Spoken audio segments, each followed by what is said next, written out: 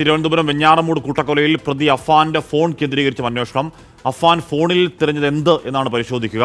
കൊലപാതകങ്ങൾക്കിടെ അഫാൻ ബാറിലെത്തി മദ്യപിച്ചെന്നും മദ്യം parcel വാങ്ങിയെന്നും police സ്ഥിരീകരിക്കുന്നു.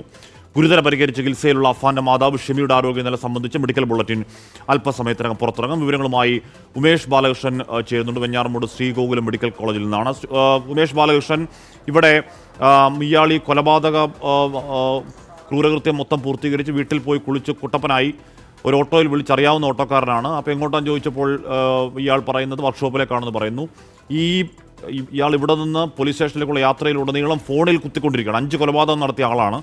അപ്പോൾ ആ സമയത്ത് അയാൾ ഫോണിൽ കുത്തിക്കൊണ്ടിരുന്നത് എന്താണ് എന്നതിനൊരു പ്രസക്തിയില്ലേ ഉമേഷ്? അതാവില്ലേ ഫോൺ പരിശോധനയിലൂടെ ഉദ്ദേശിക്കുന്നത് പോലീസ്? ഹാഷ്മി പറയുന്നത് അതുതന്നെയാണ് അതിൽ ഏറ്റവും സുപ്രധാനം. കാരണം ഇത്തരത്തിൽ 5 കൊലപാതകങ്ങൾ, കൃത്യമായി പറഞ്ഞാൽ ആറാമത്തെ ഒരാളുടെ കൊലപാതകം, അത് കൊലപാതക ശ്രമവും ഉൾപ്പെടെ 6 ആക്രമണങ്ങൾ, അതിൽ 5 കൊലപാതകങ്ങൾ, ഇതെല്ലാം കഴിഞ്ഞ് വളരെ കൂളായി ഡ്രസ്സ് ചെയ്ത് ഓട്ടോ പിടിച്ച് നേരെ പോലീസ് സ്റ്റേഷനിലേക്ക് പോകാൻ തീരുമാനിക്കുന്നു. ഈ പോകുന്ന സമയത്തൊന്നും പൂർണ്ണമായി മൊബൈലിലായിരുന്നു അഫ്സാൻ ഉണ്ടായിരുന്നത്. എന്താണ് മൊബൈലിൽ അഫ്സാൻ ചെയ്തത് എന്നുള്ളതാണ് ഏറ്റവും സുപ്രധാനം. അഫ്സാന് എന്താണ് മൊബൈലിൽ ഇത്രയും സമയം മൊബൈലിൽ ചെയ്യാനുണ്ടായിരുന്നത്? കാരണം സാധാരണ സോഷ്യൽ മീഡിയയിൽ മറ്റും എന്തെങ്കിലും അപ്ഡേഷൻ നടത്തുന്ന ആളായിരുന്നില്ല അഫ്സാൻ. വളരെ വൈകിയാണ് ഇത്തരത്തിൽ സോഷ്യൽ മീഡിയ ഉപയോഗങ്ങൾക്കെല്ലാം കാര്യമായി, ഒരുപക്ഷെ സമീപകാലത്തൊന്നും സോഷ്യൽ മീഡിയയിൽ ഒരു അപ്ഡേഷൻ പോലും നടത്തിയിട്ടില്ല. അതുകൊണ്ട് തന്നെ ഈ സമീപകാലങ്ങളിൽ മൊബൈലിൽ എന്താണ് അഫ്സാൻ ചെയ്യുന്നത് എന്നുള്ളതാണ് ഈ ചോദ്യത്തിൽ ഏറ്റവും നിർണായകം. ആ സാഹചര്യത്തിലാണ് മൊബൈൽ ഫോറൻസിക്കിന് കൈമാറിയിരിക്കുന്നത്.